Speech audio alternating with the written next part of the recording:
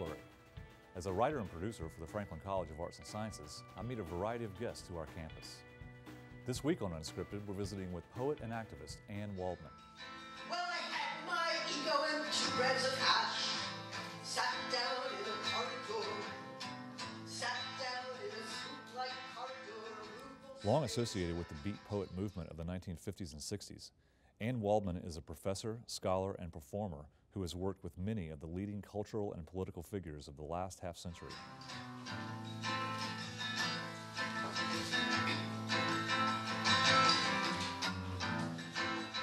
During the 1960s, Waldman ran the St. Mark's Church Poetry Project, where she gave exuberant readings of her work. She was featured alongside Allen Ginsburg in Bob Dylan's experimental film, Rinaldo and Clara. In 1974, she, along with Ginsburg, founded the Jack Kerouac School of Disembodied Poetics at the Naropa Institute in Boulder, Colorado. Waldman and I spoke in the parlor of the Lucy Cobb building on Millage Avenue in Athens. So you began studying Buddhism in the 60s? I had an encounter with Buddha. I went to a Quaker high school. Mm-hmm. I had a wonderful religion teacher who was Quaker, but his specialty was, Eastern religion. So we had a, terrific high school class where we looked at Taoism, Buddhism, Hinduism, and something about the way he taught it, and he was, a pacifist himself. It was very intriguing. So it was mainly through reading, and then so that was in the 50s, and then late 50s, by 62, I guess I was in college, and it wasn't something that was being taught there. Particularly, it was more of an art school. But again, on my own, and things like Alan Watts were, of course, very being read by many people, and many people in my generation. This idea of a quest and looking for alternatives to this materialist culture and society. And I love the art of, Asian art, and the Metropolitan Museum has amazing collections. And then it was the poet Ezra Pound who was doing these fairly loose translations of Japanese and Chinese poetries. And then the beautiful succinctness and speaking of image, imagistic kind of poems of the Chinese writers. So coming into some of that, and then the the visual art, and interested in the idea of working with your mind, and there was nobody who was going to save you externally, and self-reliance. Right. It's almost like a systematic handrail. Wow, that's a great way to put it. To navigate some of the intuitions that you have about, or you or anyone might have about the world. Right. No, that's true. No, I hadn't thought of it. I used to go out and protest at the Rocky Flats nuclear plant in Colorado, which has been since closed down, and they were bringing in plutonium for the triggers for the warheads. And so I would go out there with Allen Ginsburg and Daniel Ellsberg, and we would have to have a poem ready to chant on the tracks. You went out there, not just the 3 of you. Was that part of one of the No, caravans? there were lots of students and citizens, doctors, nurses, teachers. It was so close to a living area. I mean, very close to Denver, close to Arvada, and probably about 6 miles from where I was living. Wow. And it took a long time. We had to stay on the case, but it eventually was closed, and now we're fighting the park that wants to open there with, places you can bring your dogs and children, and it's not a very good idea because some of the soil is still quite toxic. Whenever you were first organizing things like that, was it a long build-up process? How did you bring all those people together to do something like that? Well, I think a lot of it was, people just were seeing the risk and the threat and so on, and were getting, motivated themselves. But there was something called the Peace and Justice Center that was active.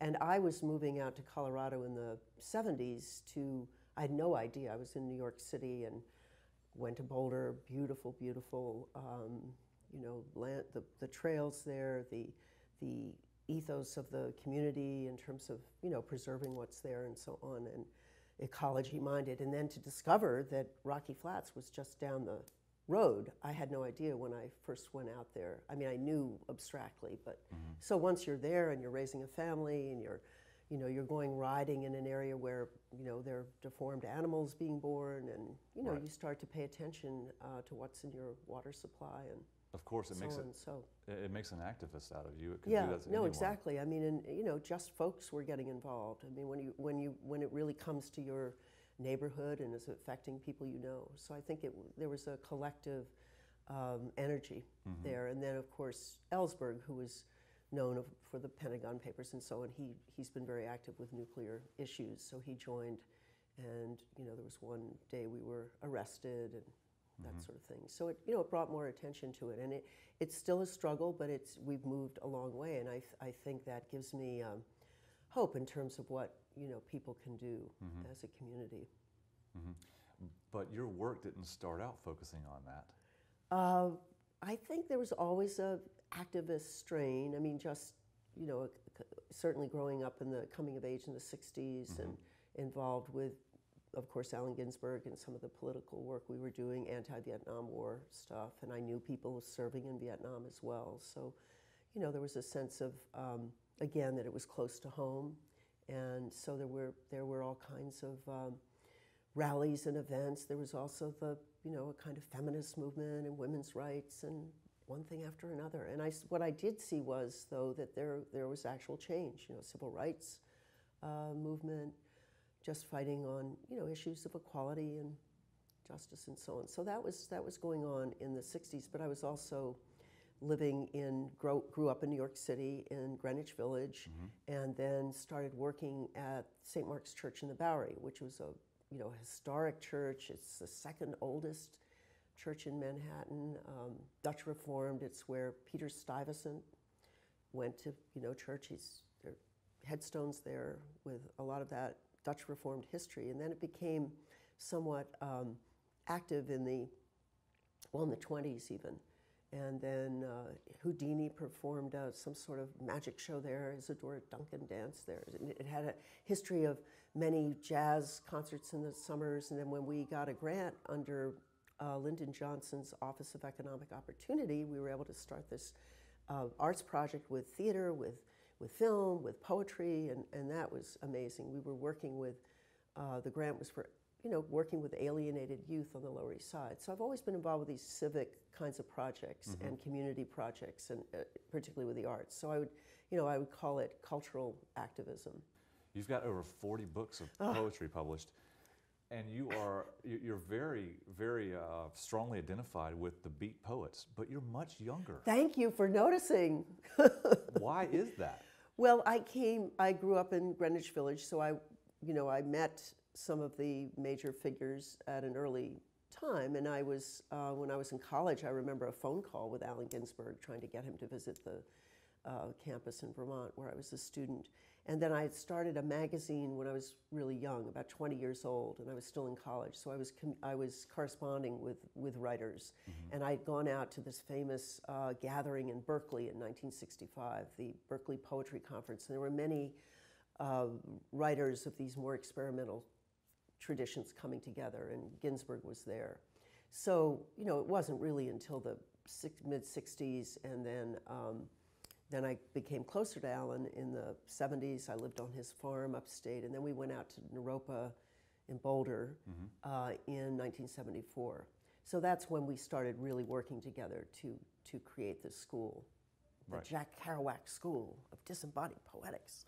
If it wasn't for that meeting, then, you know, say, if there was no Ginsburg involved, then there would have been no Anne Waldman involved, and there wouldn't have been any William Burroughs involved, and all the people that were involved that were writers or poets or teaching writing or poetry all came through Ginsburg or Anne Waldman. And a lot of times they wouldn't have come anywhere for that small amount of money, or they wouldn't have even gone and taught anywhere because they were writers and they weren't teachers.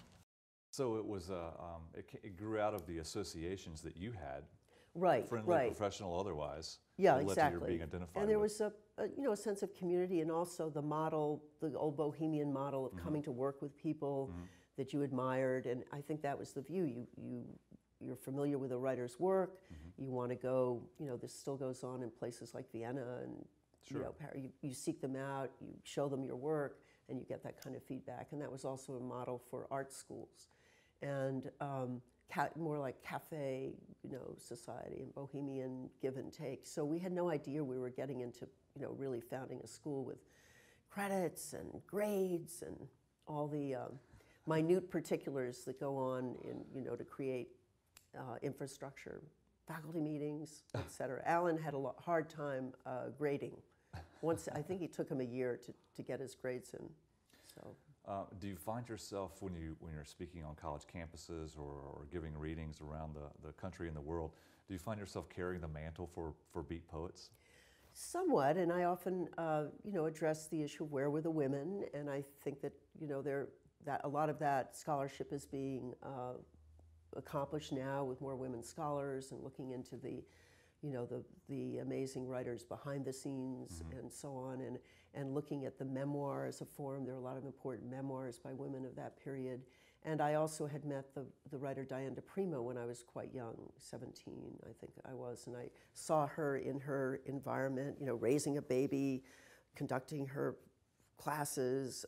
She founded a magazine and had a little poets theater. I mean, she was already a kind of activist, and just saw that you could, it was extra work, but you could do these things. And she's still alive and going strong. So that idea of investigation, exploration, getting out of the box, which for them was, post-World War II, well, the movement, so-called, and a lot of these friendships began in the 40s. But after the war, this sort of, I don't know, for want of a better, there was some view of this, our lives could start, the nuclear family, we could all have, our basic needs met. It was a new world, and it was to some extent. And my father had served in Germany, and my family was trying to constitute itself. He was going to school in the GI Bill, but the sense of it was all sort of going to normalize, and that wasn't the case. And then you had these alternative kinds of communities and interests, and so they brought a lot of that into focus, also interest in Eastern religion and travels to India, Japan, etc. So that was interesting, just the rhizomic quality of the beat literary movement, looking into these, the tuber system of the rhizome, this horizontal system where sort of like the internet, True enough, there's a lot to mine. Kerouac was such a fan of Charlie Parker, like you were saying, exactly. Jazz. Oh yeah. And On the Road is a very intimate book. Yes. In fact. Yeah, but I think the younger generation of writers who've emulated them and possibly been influenced are that a lot of that's changed. Well, I've read some of those books myself when I was in my early 20s, and I always associate it with that time. And so that seems as though it could be the core of your audience even today. Do you find that continuing to happen? Well, it varies. I mean, I'm moving in a lot of different areas, and I work abroad and working, for example, in Morocco with school children, rather than teach a Allen Ginsburg poem. We were working with William Blake, and just a little bit of Tiger, Tiger, Burning Bright, and that was, of course, was one of the songs that Allen performed Blake's songs and put them to music. And we were able to do, Tiger, Tiger in French, and then the young women were doing it in Arabic, and so that's I think some interest in some of the precursors. For example, I mean, the Beats feel a lineage connection to Rimbaud, of course, as do most any thinking radical poet. And so there are those kinds of linkages. One class we had at Naropa was Shakespeare, taught by the faculty, and everybody could pick their own play. So that was interesting. I think Allen picked The Tempest, and Burroughs picked Troilus and Cressida, which is, dark and more cynical, so on. So, and I don't feel boxed in myself. I mean, I've been so associated with what we call the lineages of the new American poetry, which also includes the New York School, writers such as Frank O'Hara and others, and a connection to visual arts. I work a lot in collaboration with other artists, and I hope some humor. We can always hope for that. Yes. But it's important to see poetry in terms of a continuum, especially as far as the tradition of American free verse goes, because it's so strong. Well, it's so great to hear you say that, because I talk about that all the time, that we're part of a continuum, and that You know, I remember Susan Sontag saying at one point she felt just happy to be, you know, like carrying the baggage of the people who went before and being part of this, you know, continuum and legion of writers and artists, and that you're picking up the pieces. This is why I think archive is so important. It's so important to have, you know, libraries that cover this more recent history, that, you know, there's documentation. We've documented everything at the Kerouac School. We have a phenomenal tape archive of lectures and readings and panels and performances. And you want people of the future to know that we weren't just slaughtering one another. Right. We were actually sitting here having a, you know, civil conversation about exciting things. Sometimes I have a difficulty with poetry, even though I love it and love so much of it. What is it? Well, I feel like I think that the emotion in poetry is so much on the surface. I wonder what lies beneath it.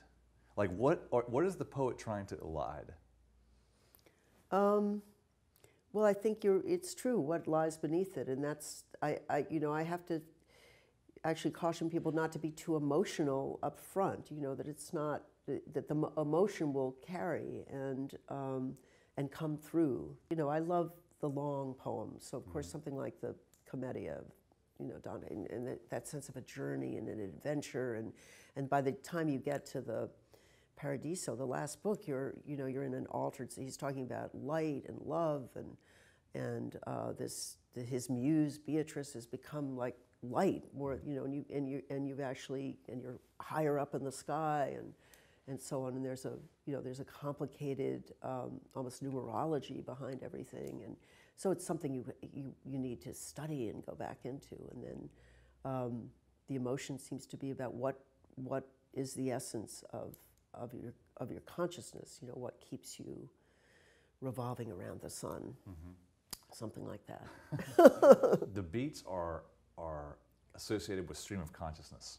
That whole idea that you were, you know, Kerouac was writing on paper that had no end. He would just write and write and write and write for weeks. And writing what you know is kind of a cliche for writers. That's what we always always hear. You hear people being told that if you're writers, just write what you know. There's a connection there with the stream of consciousness. Maybe you can talk about that a little bit, about how does that affect your work, first of all? Well, I want to say that Kerouac also was edited his work, and there are lots of versions of On the Road, for example, and then it was edited back by others, and there's now the definitive version has come out with no paragraphs. You know, it just really goes on. And the scroll was on exhibit recently. So, you know, although Allen Ginsburg often had this slogan, first thought, best thought, I think for him it was more, what's the secret thought that you're not telling? What is, you know, blocking you from telling more? Or, you know, are you held by constraints of, you know, your family or some kind of conservative view that you can't really be yourself or tell your story, so, or your innermost thoughts in the middle of the night and that sort of thing. But I would say, in my experience of these writers, they were also editing. So I think there's a little bit of a myth about just the endless run-on, and yet they were probing stylistically that sense of, you know, a continuum of consciousness. And I mean, this had started with, of course, there's Joyce and Proust, who Kerouac called that old tea head of time, Marcel Proust. It's very funny. And those incredible masterworks are about the nature of consciousness, really. And even Stein, Gertrude Stein, in some of these long, you know, Making of Americans was onto that. I think it's, you know, it's such a useful form, and sometimes in classes you can do free writing. You just write. I'm not giving you a topic or an idea or assignment or a genre or a form. Just, you know, what's on your mind, and keep a notebook by your bed, and before you go to sleep, and when you wake up, just see what comes up. Because sometimes there's this twilight zone or almost hypnagogic writing where you're not quite awake. You know, you're not just thinking about the cup of coffee and getting to work or whatever it is you have to do. Your you know, mind's in a different place maybe, and a little rawer. And Oh, right. You're still in that immediate zone. yeah, exactly. Between waking and not. Do you keep a diary? On and off. I keep carrying around little notebooks, but I look at them. They're basically like laundry lists or something. It's do this, do that, do this. But at least it gives me a sense of where I was. I used to be better at that kind of thing. And I'm interested in the hybrid. It's not that the more recent Manatee Humanity project, which was a kind of narrative, and taking on the this creature, endangered species, the manatee. You know what a manatee is, right? Yes, yes. I've been in some places where they don't have, I was in Germany, and I kept saying, well, Ziku, it's a Ziku, sea cow. So they recognize that, but they don't have, evidently, there are no manatee in parts of Germany, in any parts I was traveling. No, of course not. You are also associated with being a feminist poet.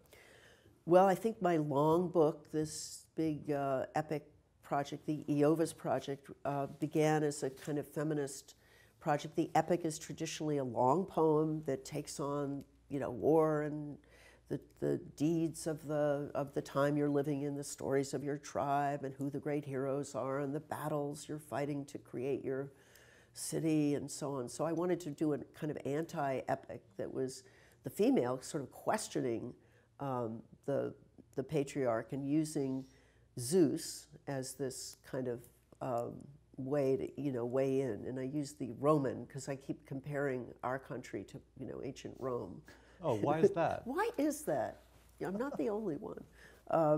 So there's a lot of sort of Roman and Latinate parts. There's one, a lot of old vocabulary for different kinds of weaponry and that sort of thing. And I started investigating current weaponry, like these drones and weather weaponry and so on and so forth. So yeah, I saw it as the female consciousness questioning the deeds of the patriarch and calling him out. And I also was writing it as a history lesson for my son, also letting him know, where my time was at, which overlaps with his. And I began it when he was about, I think, 5 years old, and his voice is in here.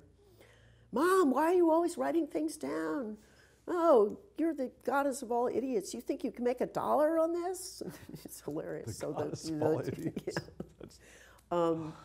And the title Eovis is comes from a line in Virgil, Eovis omnia plena, all is full of Jove, and so it's the generative of the father. And it was a 25-year project that involved, I was writing on travels. When I went to Vietnam in 2000, I noticed there was nobody of my generation really there. So many people had died, and yet I felt this karmic connection to, that reality, and it so affected everybody in my world. And so that was a kind of pilgrimage, and I tried to talk about that. This is a history lesson for my son, what this was, because, many young people today are not Vietnam War, unless you're studying, history and so on. It's not so relevant. And my father's in there, and some of his history with World War II, and so it became a kind of, obsessive investigation and Aren't they all? And there was something about how women can't write epics. I'd read that years ago, and I thought I'm going to meet that challenge. That's great to hear. That's a much more expansive idea of any sort of feminism than it typically conjures. Yeah. I mean, I've been involved with political activism, but I've basically, as a poet, as a writer, as somebody who's making things with words, and also trying to manifest something of what's possible in a female form. So you're visiting UGA at the invitation of the College of Education? Yes, it's been great. How's it been? You've been well, I had a class with terrific students who are, working to be educators, but they're in a creative kind of workshop, and they're writing poetry, and I gave them an assignment. They're 4 young women from China who are, right there, and I read their work, critiqued their work, met with them. Woman from Australia, young man from Germany. I mean, it's very interesting that it's this kind of international program. So that was fascinating. That is great. I mean, I think education is the key thing in this culture. I think and we have to keep, we have to keep strong with that. And you can't have young people going into such debt, to get an education, that sort of thing. And also that they're training for something. I mean, but also using their minds and able to make decisions when it comes to voting and so on. There's a bit of a paradox there with training for something in post-secondary education and expanding your mind, broadening your horizons. Those are not the same things. I think you're right. I think you could maybe think of broadening and then creating, I think people have to think creatively about new kinds of jobs and new kinds of ways to be in the world. Would you mind reading a little something for us? Okay, let's see, maybe read a little from Manatee. So this is from the Manatee Humanity Project, and just a little introduction. The Manatee, of course, go way, way, way back, and their nearest relative is the elephant. And I discovered this at a wonderful museum in Paris where they have all these skeletons. It's this, skeleton museum. They had the manatee next to the whale, and there's a view that the manatee were water, land, water. Were on land and went back to water. Talking some millions of years ago, and some idea of the name comes from a Caribbean word, I think, meaning breast, and then there's the connection to mermaids, and the drunken sailors who would see manatee come up with seaweed on their hair, think they were females. Hard to imagine. Okay, so Manatee Humanity. The manatee is found in shallow, slow-moving rivers. The manatee moves in estuaries, moves in saltwater bays. The manatee in moving moves gently. The manatee is to be found in canals and coastal areas. The manatee is a migratory animal. The manatee is gentle and slow-moving. The manatee moves in slow-moving rivers slowly. The manatee is completely herbivorous. The manatee has no natural enemies, but unnatural man. The manatee is constantly threatened by man, unnaturally man with his boats and plastic and attitude. The manatee often drowns in canal locks of man, man who makes no concession to manatee. The manatee often dies in flood control structures, man who makes no concession to manatee, nor cares of manatee life, manatee fortune. The manatee dies in collision with watercraft, man who does not protect the manatee. What steward of the earth is this unnatural man, man who makes no concession to manatee? The manatee dies with the ingestion of fish hooks, man who unnaturally makes no concession. The manatee dies from litter and monofilament lines, man who is rank in attitude has no use for manatee. The manatee dies entrapped in crab trap lines. The manatee dies from loss of habitat claimed by man. The manatee is maimed by man. The manatee could be aided by man. Man, oh, aid the manatee, come to the manatee heart. I love the repetition of that word. It becomes something else. Thank you. Thank you so much. It's great to meet you. Thank you. Thanks for coming on and Great to meet you. talking to me. Thank you for doing this.